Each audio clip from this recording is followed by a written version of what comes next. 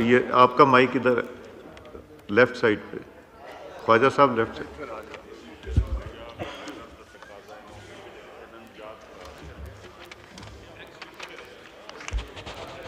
बिस्मिल्लाहिर्रहमानिर्रहीम। बहुत शुक्रिया जनाब स्पीकर। जनाब स्पीकर, इस मुल्क में सबसे पहले आइन पे डाका 1958 में पड़ा और उसको वैलिडेट जो है हमारी जुडिशरी की एक डॉक्ट्रिन थी, डॉक्ट्रिन ऑफ नेसेसिटी, जिसको नज़रिया ज़रूरत कहते हैं, उसने उस मार्शल लॉ को वैलिडेट किया। सो पाकिस्तान की तारीख का सबसे पहला हादसा, आइनी हादसा जो है 1958 में हुआ। 1958 से लेके 1969 तक वो दहाई पाकिस्तान की 75 साल तारीख में वाहिद दहाई है जहाँ पे अडल्ट सफरेज जो है, वन मैन वन वोट जो है ख़त्म किया गया और पाकिस्तानी अवाम से वोट का हक लेके 80,000 बंदों को जो बेसिक डेमोक्रेट्स थे उनको अता किया गया। तारीख इसलिए याद करा रहा हूं ताकि जो अल्फाज जो है अभी इस ऐवान के सामने अटर किए गए हैं उनको कुछ तो एहसास हो, कोई शर्म हो, कोई हया हो कि क्या हम कह रहे हैं, क्या हम कह रहे हैं और क्या हमारी तारीख है। जनाब स्पीकर, जिस शख्स के 3 डिफरेंट पोस्टर हों इलेक्शन के, एक के ऊपर नवाज शरीफ की तस्वीर हो, एक पे इमरान खान की तस्वीर हो, एक पे साइकिल की तस्वीर हो, जनाब आला, जब आप जमहूरी इक़्तिदार की और आइन की बात करते हैं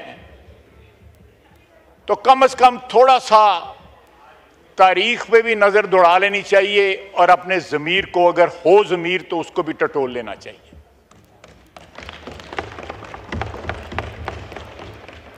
जनाब स्पीकर, हमने ये जो तरमीम जो है आज आपके सामने लेके आ रहे हैं, इस ऐवान के सामने लेके आ रहे हैं, सेनेट ने उसको पास किया है। उसका वाहिद मकसद है कि इस ऐवान की, इस मुकन्ना की, इस पार्लियामेंट की जो रिस्पेक्ट और डिग्निटी जो है आइन के तहत उसको रिस्टोर किया जाए।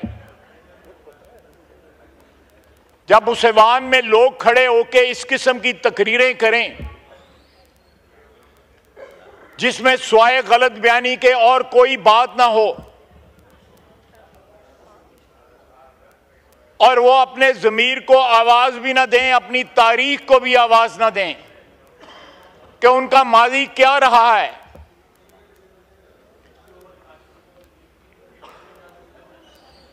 आपकी कुर्सी पे उनके बुजुर्ग बैठे और ये शख्स बैठा हुआ है नवाज शरीफ, जिसने आपकी कुर्सी पे उनको बैठाया। ये बहुत इज्जतदार कुर्सी है, बड़ी मुकद्दस कुर्सी है जिस पे बैठाया गया। वक्त के साथ और पार्टियों बदलने के साथ जो है इंसानों के ज़मीर नहीं बदलने चाहिए। इंसानों की जो एक हिस्स होती है एक्विटी की और जस्टिस की, वो नहीं बदलनी चाहिए। ठीक है, सियासी पार्टियां, लोग बदलते हैं। यहां पे जो 4 MNA आए हैं उन्होंने आजाद इलेक्शन लड़ा हुआ है, उसने PTI के टिकट पे इलेक्शन नहीं लड़ा हुआ। ये गलत बयानी है। अगर सब्र करें जनाब स्पीकर, आपको भी याद होगा, प्रेस गैलरीज को भी याद होगा, जब सूरी साहब ने आपकी जो कुर्सी पे बैठ के जिस तरह आइन को पामाल किया था और 54 बिल जो है आधे घंटे में मंजूर किए गए थे। हम लोगों को, हम सियासतदानों को, अगर हम इज्जत चाहते हैं, तकरीम चाहते हैं, एहतराम चाहते हैं, तो अपने एटीट्यूड पे भी थोड़ा सा नजर डालना चाहिए। हम कल जिस चीज को जस्टिफाई करार देते थे आज उसको अनजस्टिफाइड कह रहे हैं। कोई कंसिस्टेंस होनी चाहिए हमारे पॉलिटिकल बिहेवियर के अंदर, अदरवाइज हम जो रिस्पेक्ट सीख कर रहे हैं, जो डिग्निटी सीख कर रहे हैं, वो हमें नहीं मिलेगी। और ये तरमीम जो है उसी की तरफ एक कदम है। जिस जुडिशरी की तारीख जो है नजरिया ज़रूरत से स्टार्ट हुई और मार्शल लॉ को वैलिडेट करने पे जो है वो स्टार्ट हुई, जनाबे वाला यहां पे सियासतदानों ने बड़ी कुर्बानियां दी हैं। जिस तरह बिलावल साहब कह रहे थे, सियासतदान जो है फांसी चढ़ाए गए, अदलिया ने जो है उनका खून किया। मियां नवाज शरीफ जहां पे बैठे हैं, उनको किसी के कहने के ऊपर बेटे से तनख्वाह ना लेने पे डिस्क्वालीफाई कर दिया गया। एक पॉपुलरली इलेक्टेड लीडर जिसकी 2/3 मेजॉरिटी थी, उसको डिस्क्वालीफाई कर दिया गया। आप याद करें कि यहां पे जुडिशरी किन किन नामों से जानी जाती है, पहचानी जाती है। साकब निसार, जस्टिस मुनीर, इरशाद हसन खान जिन्होंने मार्शल लॉ वैलिडेट किया था, डोगर, बंदयाल, खोसा, फायज ईसा वाहिद आदमी है जिसने इज्जत बहाल की इस जुडिशरी की। एक तारीख है स्पाइनलेस चीफ जस्टिस की। एक तारीख है जो बगैर रीढ़ की हड्डी के थे, जिनके बाद फायज ईसा वो इज्जत के साथ घर जा रहा है। ये सारा झगड़ा जो है पार्लियामेंट का और अदलिया का पिछले चंद माह से या चंद साल से जो चल रहा है, सिर्फ इसलिए है कि एक ग्रुप की इजारादारी जो है अदलिया पे खत्म ना हो। वो कंटिन्यूटी चाहते हैं। हमारी अदलिया एक सियासी पार्टी बन चुकी है, उनके सियासी अज़ाइम हैं, वो इस अदारे को जो है सबसर्विएंट रखना चाहती है।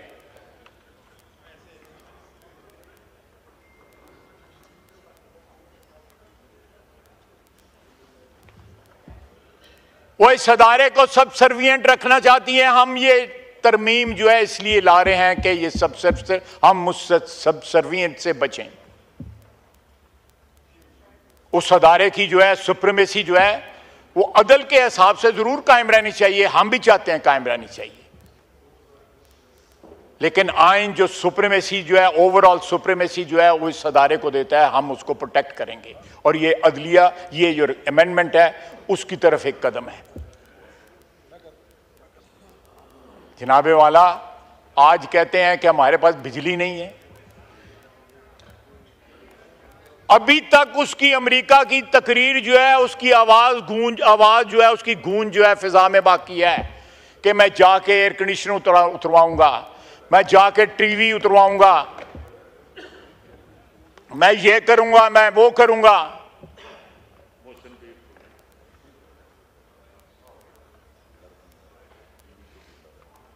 आज कहा जा रहा है फलां को मारा जा रहा है, फलां को मारा जा रहा है।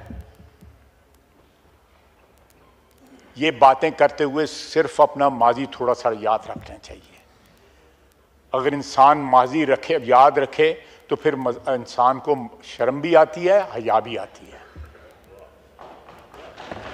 जब माजी भूल जाएं, जब आप माजी इरेज कर जाएं, तो फिर आप बगैर शर्म के, आप ना आपको शर्म आती है ना फिर आपको हया आती है। हम यहां पे इस ऐवान को एम्पावर कर रहे हैं इस अमेंडमेंट के जरिए। मिसाक जमहूरियत जिसके ऊपर इमरान खान साहब के भी दस्तखत हैं, हम उस मिसाक जमहूरियत की स्पिरिट को जो है उसको अलाइव कर रहे हैं, उस स्पिरिट को फॉलो कर रहे हैं। जनाब स्पीकर, उसके ऊपर मौलाना फजलुर रहमान साहब, बरादर बुजुर्ग, मैं हो सकता है उम्र में मैं ही बड़ा हूं, लेकिन फिर भी मेरे बुजुर्ग हैं, उनके भी दस्तखत हैं। मेरा भाई अचकजई साहब बैठे हुए हैं। इस ऐवान में तमाम सियासी पार्टियां जो हैं उनका मिसाक जमहूरियत के ऊपर दस्तखत हैं। और ये जो अमेंडमेंट जो आज हम लेके आए हैं, जो सेनेट ने पास किया है, ये उसी का शाखसाना है, ये उसकी कॉन्टिन्यूटी है। ये कोई हमने इन्वेंट नहीं की, ये उसकी कॉन्टिन्यूटी है। वो कॉन्स्टिट्यूशन कोर्ट की बात करते थे, एक एग्रीमेंट हुआ कि कॉन्स्टिट्यूशनल बेंच होना चाहिए, हमने गिवन कर दिया कि कंसेंसस की जरूरत है। हमने तो यहां तक कहा कि अगर कंसेंसस होती है, इनको मौका दिया जाके अपने लीडर को मना लें। और इन्होंने कहा कि हमारे दो इख्तिलाफ थे, एक फायदीसा और दूसरी फौजी अदालतें, वो नहीं है, हमें कोई इख्तिलाफ नहीं, हमें इसके साथ एग्री करते हैं। इनका लीडर नहीं माना, आज जबरदस्ती खिलाफ तकरीर कर रहे हैं इस अमेंडमेंट के। दिल इनका इस अमेंडमेंट के साथ है। जनाब स्पीकर, आज तारीख के उस मोड़ पे हम खड़े हैं कि पिछले 16 साल से छीनी हुई इस अदलिया की आज़ादी, जो मिसाक जमहूरियत की को जो तय पाया था, उसके तहत इस अदलिया को हमने आज़ाद करना था, लेकिन इतना आज़ाद नहीं करना था कि वो हमारी आज़ादी छीन ले, हमारी आज़ादी सल्ब कर ले।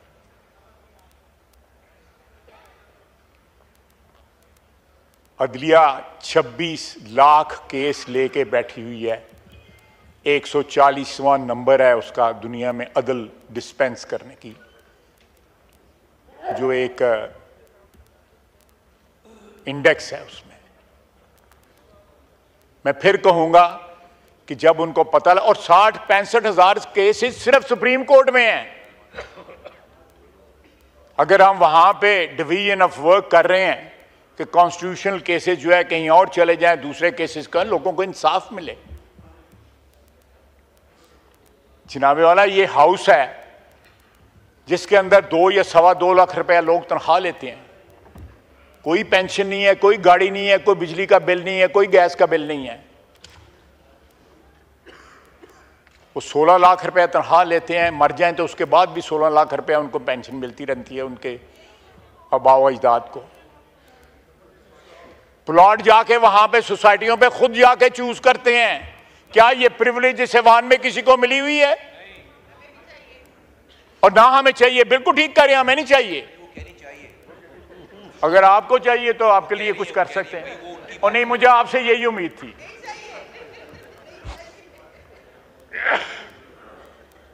और सबसे ज्यादा जो है गाली जो है वो पार्लियामेंटेरियन को पड़ती है। हम 5 साल के बाद अकाउंटेबिलिटी करवाते हैं और एक दूसरे के गिरेबान पे भी हाथ डालते हैं।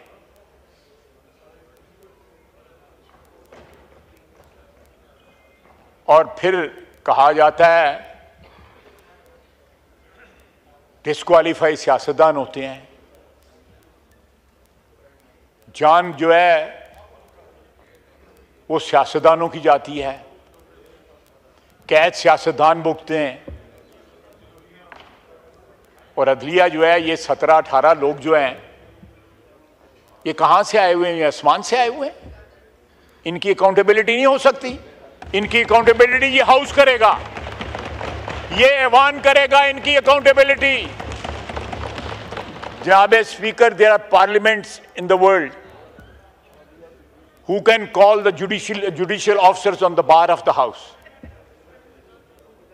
हम तो ये हमारे अपोजिशन वाले इस बात की अपोज कर रहे हैं कि हम जो है ये कमेटी क्यों बना रहे हैं, जो उनकी अपॉइंटमेंट कर रहे हैं, उनके पावर क्यों हम अज्यूम कर रहे हैं उनको अपॉइंट करने की। ये इस ऐवान के बेईखा हैं, खैर खा हैं, ये इस ऐवान के दुश्मन है। सियासत को इस तरह ना खींचें इसको इस तरह लंबा ना करें सियासत को कि आप इस ऐवान को एम्पावर करने वाली एक तरमीम जो है आप उसकी भी मुखालफत करें।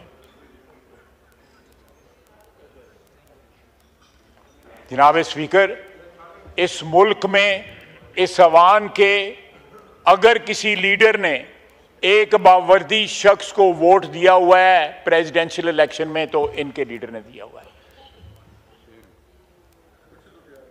बावर्दी शख्स को कैंपेन की, उसकी तारीख गवाह है। आज जमहूरियत की बातें करते हैं। जनाब स्पीकर, ये हमें कह रहे हैं 4 आजाद मेंबर अगर यहां पे आके बैठ गए हैं जिनकी लीगली कोई एफिलिएशन नहीं है इनकी पार्टी के साथ, आप बताएं, आप भी गवाह हैं इस ऐवान में क्या होता रहा है?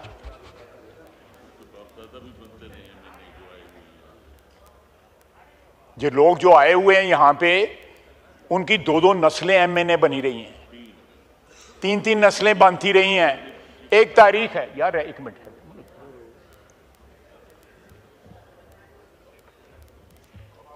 जनाब यहां पे क्या क्या नहीं हुआ। यहां पे कहा जा रहा है कि जी बानी पीटीआई की वो उनकी हमशीरा भी कैद हैं, उनके वाइफ भी कैद हैं, वो भी कैद हैं, मियां नवाज शरीफ भी कैद, उसके साथ उसका भाई बैठा हुआ है वो भी कैद था, पीछे भतीजा बैठा हुआ है वो भी कैद था, इसकी बेटी भी नवाज शरीफ की भी कैद थी, एक और भतीजा था वो भी कैद था, मैं वर्कर था मैं भी कैद था, आसन इकबाल वर्कर था वो भी कैद था। इनको ये याद नहीं है?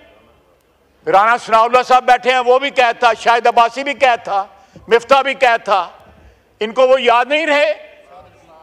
साद रफीक कैद था, हनीफ अब्बासी साहब कैद थे, ये लोग याद ना रहे इनको? इनको कोई हया नहीं चाहिए जब ये अपने बंदे गिनते हैं।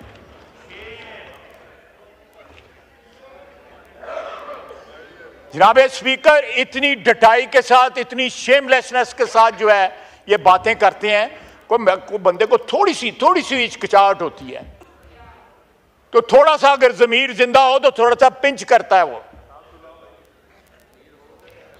जिस तरह बड़के मारता था, मैं एसी उतार दूंगा, मैं ये कर दूंगा, वो ये अल्लाह ताला से माफी मांगनी चाहिए, मकाफत अमल है। आज उसका मेन्यू मैंने अखबार में देखा, वो मैरियट का मेन्यू नहीं है जो उसके अखबार में जो आया उसमें 2-3 चीजें हैं जिन्हां दा मैनूं पता ही नहीं होया हुंदियां की ने। चिया सीड्स की होंदियां ने जड़ी, और मैं असी ते पूड़ी हलवे खाने वाली कौम है गए।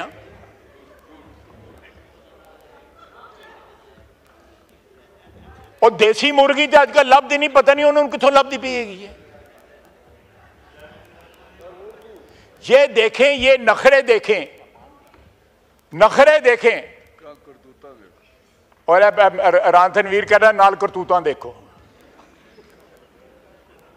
जनाब स्पीकर, को खुदा का वास्ता है, को थोड़ा सियासत में कुछ सच जो है उसको भी इंजेक्ट कर दें अपनी सियासत में, को असूल को भी इंजेक्ट कर दें।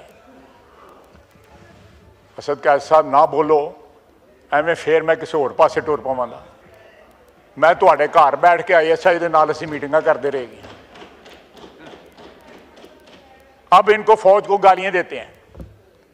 मैं मेरे ऊपर ये नाम है सारे। इनके ड्राइंग रूम में मीटिंग हुई, बाहर जो है 4 बंदे ISI वाले मॉनिटरिंग के लिए बैठे हुए थे। ये जमहूरी हैं, ये जमहूरियत की बातें करते हैं। नहीं, हम खुद थे वहां पे, मैं तो मानता हूं, हम खुद थे वहां पे।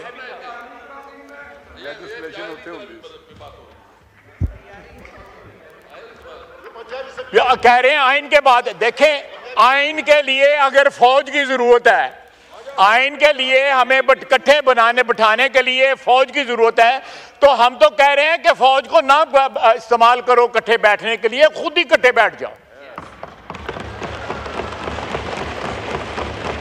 खुद ही इकट्ठे बैठ जाओ। अली अहमद मुस्कुरा रहा है, बात उसको पसंद आई है।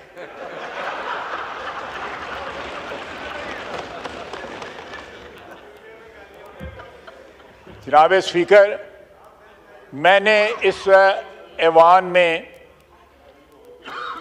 हम सब ने, बहुत से दोस्तों ने, बुजुर्गों ने बड़ी बड़ी मुद्दत गुजारी है, लेकिन इतनी शेमलेसली अपनी तारीख भूलते हुए मैंने किसी पार्टी को नहीं देखा। 2 साल हुए हैं, सिर्फ 2 साल हुए हैं। इंशाल्लाह ये वोट, आज वोट को इज्जत दे रहे हैं इसके साथ। ये वोट को इज्जत है अली अहमद, ये वोट को इज्जत है। वोट को इज्जत जज नहीं देते, वोट को इज्जत ये पार्लियामेंट देती है। ये वोट को इज्जत है। वोट दो, हमें वोट दो, क्योंकि हम वोट को इज्जत दे रहे हैं। हम इलेक्टेड लोगों को इज्जत दे रहे हैं। उन 17 बंदों से पावर लेके ये 350 बंदों को हम पावर दे रहे हैं। Address the chair. जी जी ख्वाजा साहब।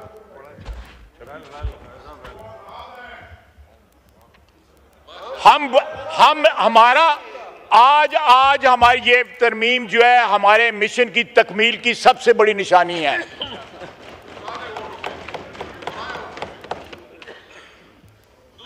आपका कोई वोट नहीं था, सानू पता है तानू किस तरह वोट मिले सन। ये देखें, वो क्या था जो डाउन हुआ था 2018 में, क्या कहते थे उसको, आरटीएस। ये जो सिलेक्टिव एमनीजिया जो होता है ना, कि आप 2018 भूल जाओ और 2023 का जो है वो मातम करते रहो।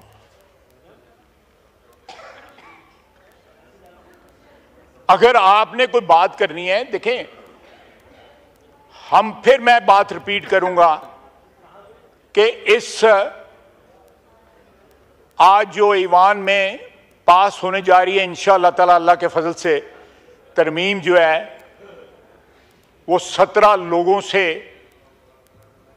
गैर आईनी इक्तदार लेके, गैर आईनी ताकत लेके, गैर आईनी इख्तियार लेके, ये वोट को, जो वोट से इलेक्ट होके यहाँ पे जो लोग आए हैं, उनको इक्तदार मुंतकिल हो रहा है। 24 करोड़ आवाम को आज ये तरमीम जो है, ये एक ऐवान जो को मुंतकिल कर रही है इक्तदार। इससे बड़ी वोट को इज्जत दो क्या है? क्या इससे बड़ी क्या शहादत है?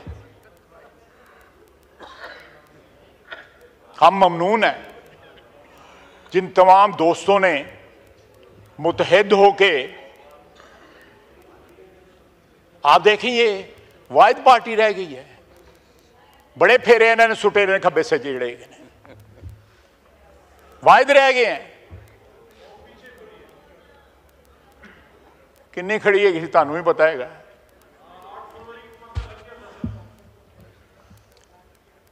जनाब स्पीकर, मैं लंबी बात नहीं करूंगा, मौलाना ने भी बात करनी है, लेकिन आप मुझसे लहदा में बात कर लें, लहदा बात कर लें।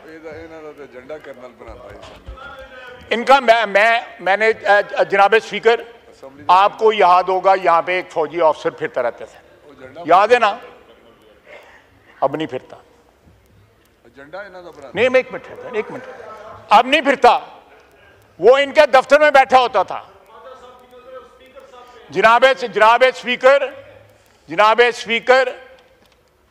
यहां पे ये कुछ है। एक कर्नल साहब ने इस वक्त बेंच के ऊपर, सुप्रीम कोर्ट के बेंच में वो जज बैठे हुए हैं जिनको कहा था कि मुझे डिस्क्वालीफाई करो, मैं डिस्क्वालीफाई हुआ था। मियां नवाज शरीफ किस तरह डिस्क्वालीफाई हुए थे, सारी दुनिया जानती है। उसने 1 सेकंड नहीं लाया। एजाजुल हसन ने, जो मॉनिटरिंग जज था, चुप करके घाट टुर गया।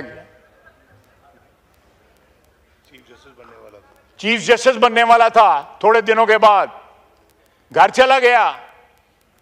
क्या बात थी, क्यों घर चला गया? अगर कोई पसली थी, कोई रीढ़ की हड्डी थी, खड़ा रहता। अगर दामन साफ था तो खड़ा रहता, दामन साफ नहीं था। मैं केस भी बता सकता हूं जिनमें उनका दामन साफ नहीं रहा हुआ। If you have something to hide, तो फिर यही असर होता है ना। तो रातों रात जो बोरिया बिस्तरा बंद करके तुम घर टुर जाते हो। वो मुज़ाहिर अली नकवी जो है ट्रकों वाला, वो क्यों घर चला गया?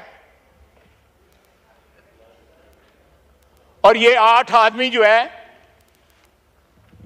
आज ये इन्होंने पिछले 6 महीने 7 महीने 8 महीने जो है जिस तरह गुजारे हैं, the way they ganged up against this house, जो 24 करोड़ आवाम की ख्वाहिशों का मजहर है।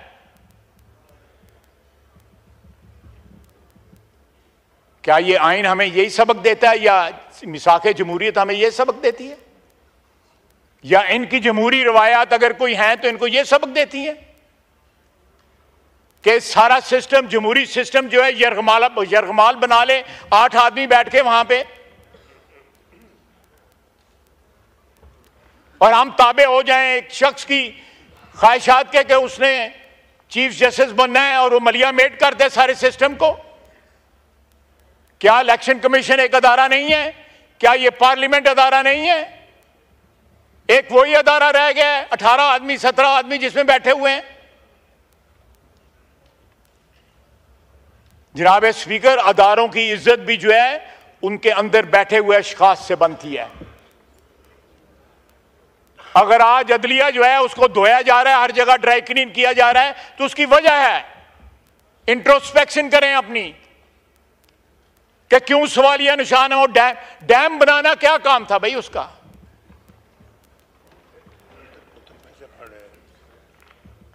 अरबों रुपया इकट्ठा कर, और फिर यह है कि फैसला देते हैं और साथ जो है रिश्तेदार अजीज जो है वो लोगों को जाकर कहते हैं कि अक्टूबर ही साडा लीडर आ रहा है। ये हाल है फैसलों का। वो जो 8-5 का फैसला हुआ था उसके बाद की बात कर रहा हूं कि फैसला हमने दे दिया है अक्टूबर में जो है। यार इसलिए मैंने कहा था कि ये इस मुल्क में जो है को कॉन्स्टिट्यूशनल खुदा न खास्ता को कॉन्स्टिट्यूशनल मेल्टडाउन ना हो जाए।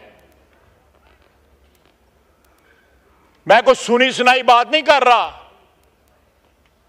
उस फैसले के बाद जो है बड़ा सीने के ऊपर हाथ मार के कहा कि अक्टूबर में हम बंदे को लेके आ रहे हैं। इंशाअल्लाह अक्टूबर में भी यही हुकूमत होगी, यही ऐवान होगा अल्लाह के फजल से। जनाब स्पीकर, ये इस ऐवान को एम्पावर करना है। यहां पे जो 350 या 346 बंदे बैठे हुए हैं उन्होंने एम्पावर करना है। हमने मिलकर एम्पावर करना है, इसकी इज्जत को बहाल करना है, इसको सबसर्वियंस से निजात दिलानी है। इससे बड़ा कोई अदारा नहीं है।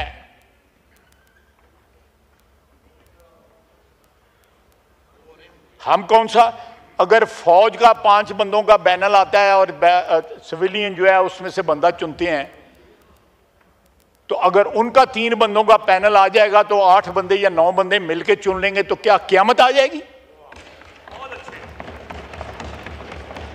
5 आदमियों का पैनल आता है और एम्पावर्ड है प्राइम मिनिस्टर, 20वें नंबर वाला भी तमाम 3 स्टार जनरल में से चूज कर सकता है। आप चेक कर लें। अगर फौज का चीफ चुना जा सकता है, वो फौज जो यहां पे हुक्मरान रही है, आधी से ज्यादा जो है इस उम्र जो है इस मुल्क की उसमें हुक्मरान रही है, तो ये मैं आज जो है ना फिर वो लंबी बात हो जाए। उस तरफ चला जाऊंगा जिस तरह आपने तो बाप बना लिया। वो था, मैं नहीं कहता था, वो ही कहता था कि मेरा बाप होता है। और बाप भी का कुछ चंगा आर्मी चीफ बाप बनाना है, किनू बना लिया सन। वो कहता भाई अब्बा ही भुल गए सन।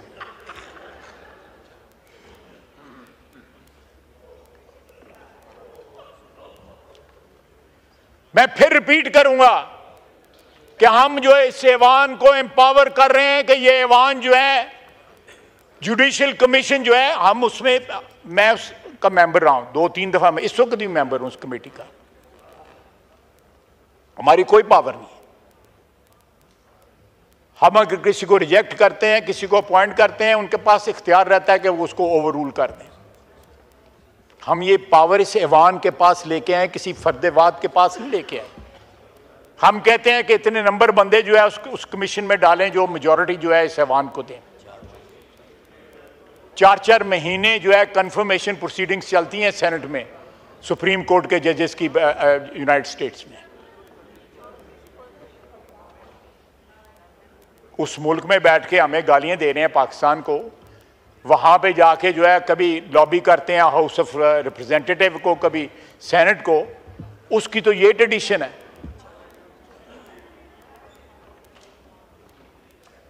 तो अगर हम उनसे 3 का पैनल जो है, जो सीनियर मोस्ट हो, वो ही अप्लाई कर दें, वहां पे 5 का लेते हैं, यहां पे 3 का लेते हैं, और ये हाउस जो है, ये हाउस और जुडिशरी मिलके जो है अपॉइंट कर दे, तो मैं जनाब आखिर में यही कहूंगा कि ये आज जो तरमीम जो हम कंक्लूड करने, पास करने जा रहे हैं,